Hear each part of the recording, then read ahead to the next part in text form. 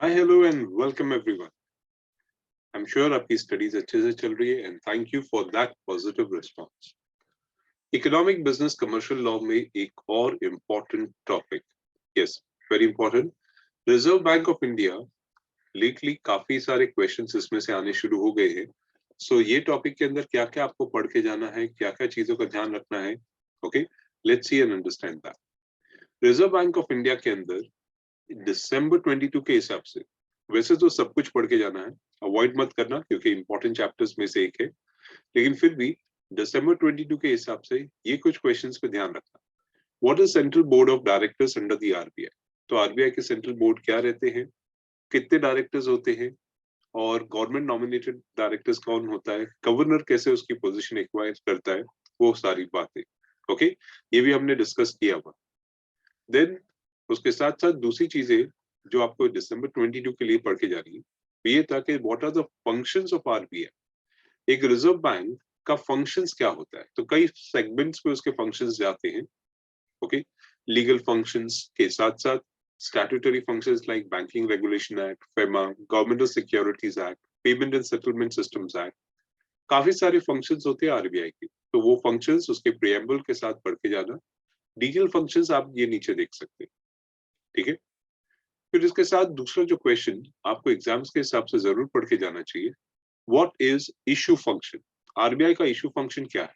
Bank notes वगैरह issue करना, different types of denomination of bank notes RBI issue करता रहता है टाइम के हिसाब से, और इससे circulation money, monetary circulation market में बनेगा. इसीलिए एक short note monetary policy function क्या रहता है.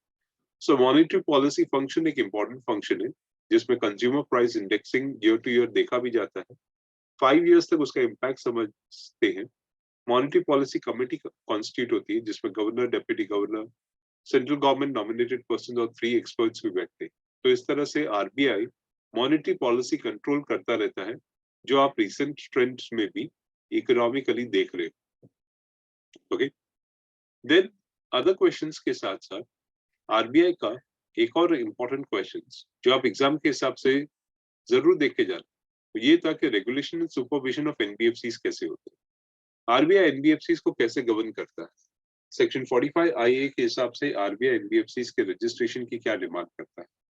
हर एक एनबीएफसी जो पब्लिक से डिपॉजिट लेता है, डिपॉजिट लेने के लिए उसके क्या क्या फंक्शंस होते हैं, प्लस सुपरवाइजरी कंट्रोल्स क्या रहते हैं, और एनबीएफसीज को और क्या क्या नॉर्म्स चाहिए.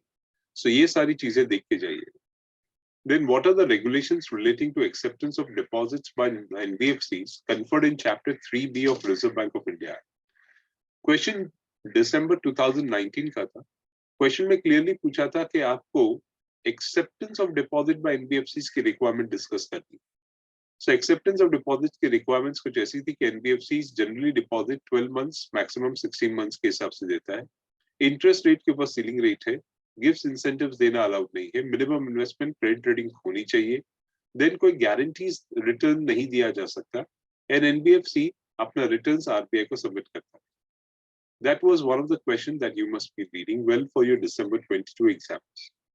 उसके साथ दूसरा important question जून 2019 में भी आ चुका है, is Reserve Bank as banker to the banks? Yes, ये पार्ट आपने देखा हुआ है. कई बार मॉनेटरी फंक्शन के लिए रिजर्व बैंक को बैंक्स को लोन्स या अदर फैसिलिटी देनी पड़ती है, प्लस चेक क्लियरेंस और कई सिस्टम के लिए centralise funds management system CFMS या deposit accounts department system DADS को यूज करता रहता है आरबीआई. प्लस डिपॉजिटर्स का इंटरेस्ट भी ध्यान रखता है ताकि बैंक्स में अगर गलत काम हो तो बैंक्स को सुटेबल डायरेक्शन से क्लोज करे, जो आपने रिसेंट ट्रेंड पे भी पढ़ लिया होगा. Then what is the various kinds of rates? Repo rate, reverse repo, cash reserve ratio, statutory liquid ratio, then OMO policy, market, ये सारे terms हमने अच्छे से समझे थे. एग्जाम के हिसाब से इन सारे टर्म्स को पढ़ के जाना. कभी कभी एक दो टर्म्स पूछते, कभी कभी दो तीन टर्म्स एक साथ पूछ लेते, तो इन टर्म्स को अच्छे से समझ के जाना. देन दिसंबर 2019 में भी एक क्वेश्चन आ चुका है, How is Monetary Policy Committee constituted under the Reserve Bank? What are the functions? ये अभी हमने ऊपर देखा था, वही सेम क्वेश्चन है. सो मॉनेटरी पॉलिसी कमेटी एक इंपॉर्टेंट कमेटी है, कैसे कॉन्स्टिट्यूट करती है, और उसका बेसिक फंक्शन मॉनेटरी पॉलिसी को कंट्रोल करना. ठीक है. देन पेनल्टीज अगर आप देखना चाहो और साइड बाय साइड रीड करके जाना चाहो तो अच्छा रहेगा, ओके।